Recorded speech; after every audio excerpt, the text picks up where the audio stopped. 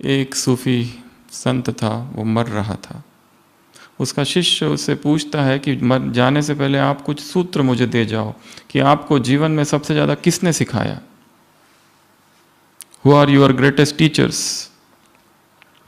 मरता हुआ सूफी संत हसन कहता है कि मुझे इस जीवन में कई सारे लोगों ने सिखाया और मेरे कितने असंख्य गुरु रहे हैं, और मेरे पास अब समय नहीं कि मैं तुमको बताऊं, बस अब मैं जा रहा हूं। शिष्य कहता है जाते जाते कुछ तो बताते जाओ, कोई महत्वपूर्ण। तो कहता है ठीक है, मैं तुम्हें 3 गुरुओं के विषय में बताता हूं। मेरा पहला गुरु एक चोर। रेगिस्तान में भटकते भटकते मैं एक दिन एक गांव में पहुंचा। रात हो गई थी, सारे दरवाजे बंद थे, सब मकान बंद थे, मेरे पास रहने के लिए कुछ नहीं था।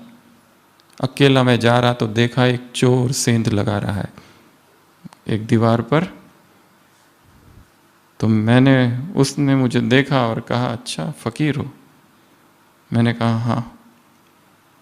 कोई है रहने के लिए घर? मैंने कहा नहीं। मेरे साथ रहोगे? मैंने कहा हाँ।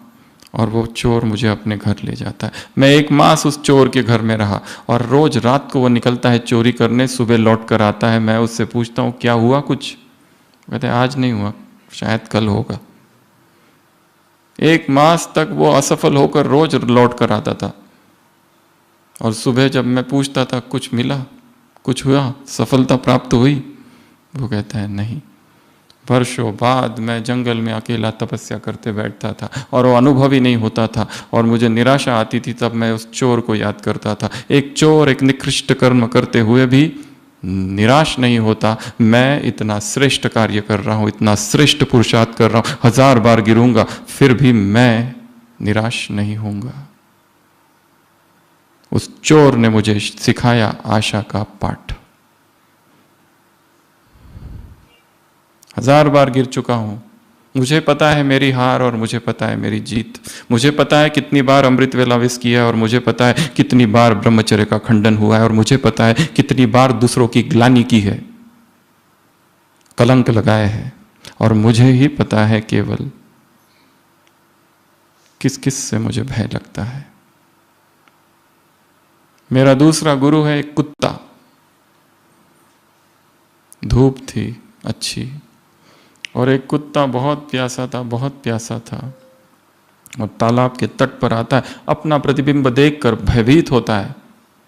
भौंकता है तो वो कुत्ता भी भौंकता है जो तालाब में है, जो कि प्रतिबिंब है। कुत्ता भयभीत होता है, पीछे जाता है, पर प्यास बहुत ज्यादा है। फिर आगे आता है, फिर पीछे, फिर आगे, फिर आगे, फिर पीछे, फिर आगे, फिर पीछे, और फिर धड़ाम से कूद जाता है, और अब आराम से पानी पी रहा है और तैर रहा है उस पानी में। छोटा सा जलाशय है। जब मुझे भी लगा कूदूं या ना कूदूं, कूदूं या ना कूदूं उस अनंत के सागर में, इस अध्यात्म मार्ग में। यहाँ तो कुछ भी पता ही नहीं चलता है, ना कोई गाइड है ना कुछ है। जंप इनटू द अननोन, अज्ञात में प्रवेश है। बस समर्पित कर देना है जीवन को, पर आगे क्या होगा। दादियों ने सोचा था खाने को क्या मिलेगा, पीने को क्या मिलेगा, रहने का क्या होगा, बुढ़ापे में कौन देखेगा। कुछ विचार था क्या उस समय? उनको तो यह भी नहीं पता कि भारत में आएंगे और यज्ञ इतना बड़ा होगा। कुछ भी पता नहीं था। क्या कर दिया? कूद गए बस। उस कुत्ते ने मुझे सिखाया निर्भयता का पाठ। और मेरा तीसरा गुरु है एक छोटा सा बच्चा।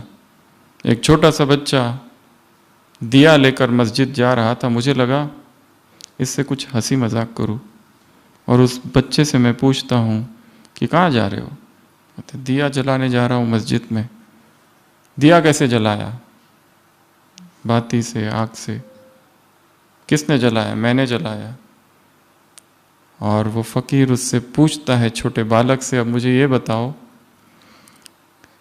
जो आग, जो ज्योति जल रही है, तुम जलाने से पहले वो ज्योति कहाँ थी? ये आई कैसे? तुमने आते हुए तो देखा होगा ना, तो किधर से आई? जो दिया में ज्योति जल रही है वो कहाँ से आई? वो बच्चा उसकी तरफ देखता है और ज्योति को, दिए को फूंक देता है और पूछता है आपने अभी देखा ना ये बुझते हुए, अब बताओ ये गई कहाँ? तो ये वही गई आई वहीं से थी जहां से ये गई। तब उस संत को अपने ज्ञान के अभिमान का पता चलता है कि अभी तो बहुत बातें हैं जो मुझे पता ही नहीं है। और ये कैसा अहंकार, किस बात का अहंकार? उस बच्चे ने मुझे ज्ञान का पाठ सिखाया।